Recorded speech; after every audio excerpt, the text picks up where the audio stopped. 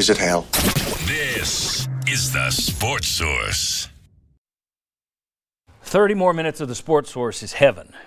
Don't care what you say. It's the way we feel about it. Southeast Termite and Pest Control, they're bringing you this segment. And they are the folks to call if you have a need to get rid of critters. It's cold it's not cold out there today.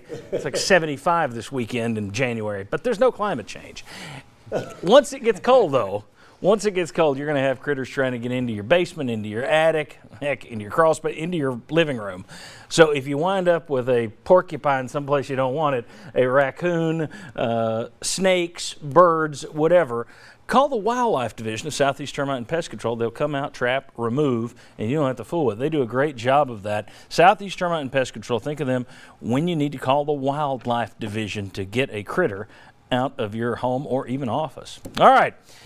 Georgia on his mind. Take a look at this. I thought this was interesting. Jeremy Pruitt. This is a list of the current Tennessee coaching staff and players who have Georgia ties, who have been at Georgia. Pruitt, of course, was there 2014 and 15. Jim Chaney, Tennessee's offensive coordinator, was there from 16 to 18. Will Friend, if you go back a ways, he was there 2011 to 2014. Brian Niedermeyer was there for a year. Tracy Rocker was there for 3 years. Kevin Shearer was there for 3 years.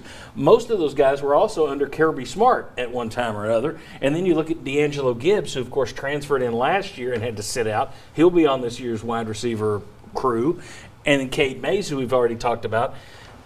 Gentlemen, it seems that in his attempt to get stronger, Jeremy Pruitt might be making his biggest divisional foe weaker. Lane Kiffin talked about making this USC East. Looks like Pruitt's making it Georgia North. Could be that he was just down there. He coached with a lot of these guys. It's coincidence.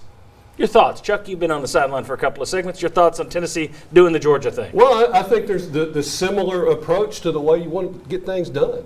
And also, I think, too, that Georgia kind of slipped off a little bit this year. A lot of people looked at when they played offensively, for whatever it was. Right. Taking Chaney didn't help their offense. So, I mean, to me, it's smart. I'd rather have Georgia guys than Florida guys. Yeah, I think, the two biggest pieces there, obviously, Cade May is a guy who they thought was going to be a starter all next year and an NFL draft pick. And then, of course, Jim Chaney, who Georgia fans, they weren't exactly crying their eyes out to see him leave, but they were 8th in offensive yards per play last year, 46th this year, with no real excuses. They have a ton of NFL talent on that offense. Just look at the draft this year. You're going to see a lot of Georgia names. Jake Fromm, of course, DeAndre Swift, a lot of those guys at their offensive line as well. And, Tennessee, again, those are two huge pickups. They got a lot in that Eli Wolf trade, I got to say.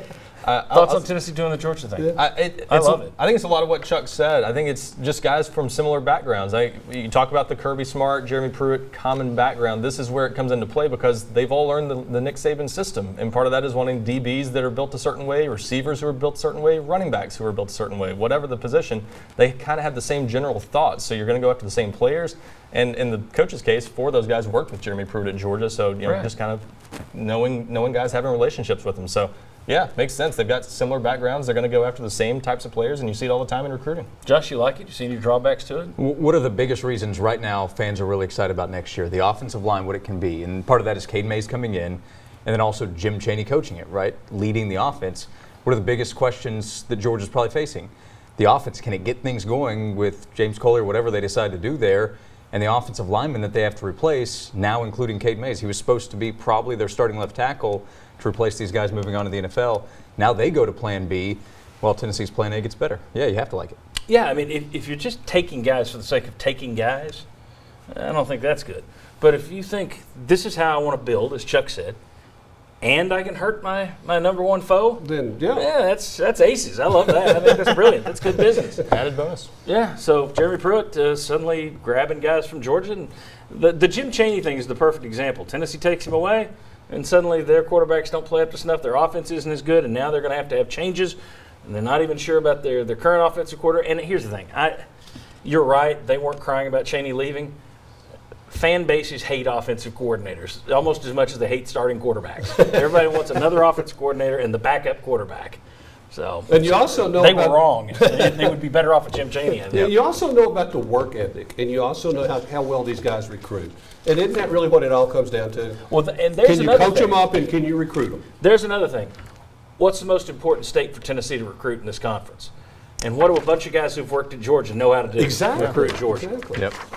Brilliant. All right, when we come back, we're going to talk about Tennessee, where it stands among its peers in the SEC in basketball.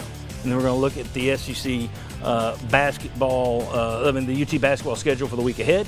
And then we're going to talk about the craziest, wildest division in college football, and it's right here in the SEC. All that to come. Come on back.